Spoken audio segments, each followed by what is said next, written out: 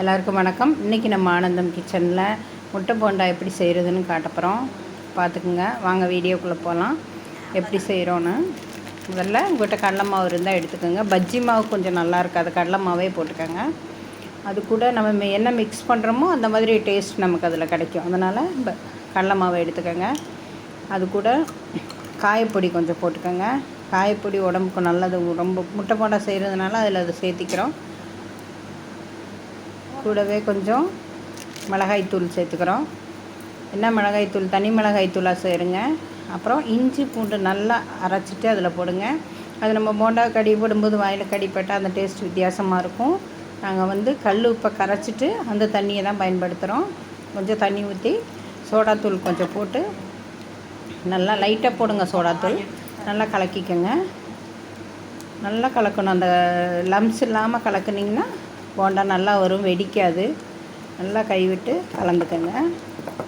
உங்களுக்கு திக்னஸ் எவ்வளோ வேணுமோ அந்த லெவலில் கலந்துக்குங்க. முழுசாக போடுறதா இருந்தால் இந்த மாதிரி ஒரு கட் பண்ணிவிட்டு போடுங்க. இல்லைன்னா போண்டா வேகும்போது வெடிக்கும். நாங்கள் பாதி பாதியாக தான் போடுறோம்.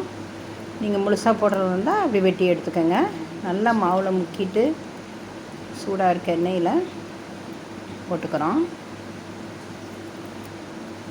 ஒன்று ஒன்றா அப்படியே தனித்தனியாக போட்டிங்கன்னா அது ஒன்றோட ஒன்று ஒரு 5 நிமிஷம் விட்டு போடுங்க. அப்போ அது ஒன்றோட ஒன்று ஒட்டாமல் நல்லா சூப்பராக வரும்.